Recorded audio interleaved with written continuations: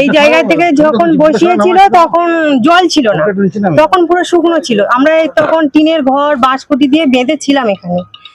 আমরা 4 বছর ছিলাম। তারপরে একবার অনেক বন্যা হয়ে গেল, জল উঠে গেছিল, ইয়েতে আমাদের টিনের ঘরটা সব ভেঙে গেছে। দেখুন এখনো সব ভাঙা পড়ে আছে, ওই সাইডে সব ভেঙে পড়ে গেছে। তারপরে আমরা আবার ভাড়া চলে গেছি। এই যে ওপরেই ভাড়া আছি, আপনারা দেখতেই পাচ্ছেন যে আমি দাঁড়িয়েছিলাম ওখানে রাস্তায়, তো ওখানে এখন ভাড়া আছি আমি। তারপরে ওই দেখছি সবাই পাশে সবাই জলের ওপরে যে কলম তুলে সবাই ঘর করছে। তো আমার হাজবেন্ডকে বললাম, তুমি মিস্ত্রি দিয়ে এইভাবে কলম তুলে ঘর করো না, আর কতদিন ভাড়া থাকবো, 5-6 হাজার টাকা করে ভাড়া দিতে হচ্ছে, আমরা কোথায় পাবো। তারপরে আমার হাজবেন্ড বলছে ঠিক আছে, তো লোন করে নিয়ে আমরা এই। আপনার হাজবেন্ড কি করেন? কি আমার হাজবেন্ড ওই যে মিস্ত্রি কাজ করে, মিস্ত্রি নিয়ে ওদের সাথে মিস্ত্রি কাজ করে। কি নাম আপনার হাজবেন্ড?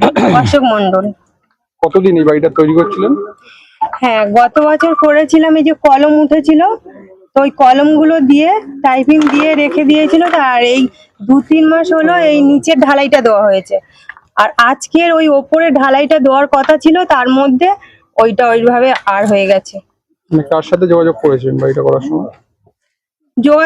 যোগাযোগ আমরা কারোর সঙ্গেই করিনি। যে দাদা আমাদের এখানে বসিয়েছে, জায়গা দিয়েছে। তো কারা বসিয়েছিল? নামটা কি যেন ভুলে যাচ্ছি। হ্যাঁ, বিশ্বজিৎ দা। হ্যাঁ, উনি কি লোকাল কেউ হয় নাকি? না, আমাদের কেউ হয় না এখানে। তো সবাইকে ওইভাবেই বসিয়েছে, কাউন্সিলর উনি তো সবাইকেই বসিয়েছে।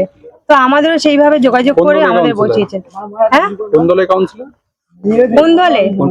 উনি তো তৃণমূলের। কি বলেছিল? যে তোমরা এখানে বসে, তখন তো জল ছিল না, আমাদের বলেছিল রাস্তাঘাট সবই করে দেবে। তো এইভাবে আমাদের বসিয়েছিল।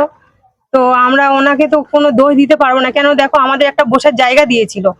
এইভাবে তো তখনই জল ছিল না, কিন্তু এইভাবে এখন যে জল হয়ে গেছে কি করে জানবো? আমরা অনেকবার গেছিলাম। এই দুর্ঘটনার পরে জানিয়েছিলেন যোগাযোগ? একবার ডুবে গেছিলাম, তখন দাদার কাছে গেছিলাম যে দাদা দেখো তোমরা আমার বসিয়েছো, জল দেখো উঠে গেছে, তোমরা এসে এবার কিছু করো। তো বলছে ও জল নিচু জায়গায় জল উঠে গেছে, এখন কি করবো, জল ঠিক চলে যাবে। আচ্ছা দাদা, তখন তো তোমরা বসিয়েছিলে যে জল আসবে না, রাস্তাঘাট করে দেবে, তুমি তো এখন কিছুই আমাদের করে দিচ্ছ না। কত টাকা দিয়েছিলেন তখন? তখন আমাদের কাছ থেকে বেশি টাকা নেয়নি। কত নিয়েছে? এবারে এখানে কিছু জনের কাছ থেকে কিছু কিছু করে নিয়েছে, আমাদের কাছ থেকে 80 নিয়েছিল। কত কাটা জায়গা দিয়েছে? এটা মনে হয় 1 কাঠার কম আছে দাদা। এটা এই যে ঘরটা হচ্ছে, এটা দুজনের জায়গা আছে। এই পোলরটা দেখতে পাচ্ছ তো, এই মাঝখান থেকে একজনের এই এখানে সেই অরণ্যর বাবার নাম কি?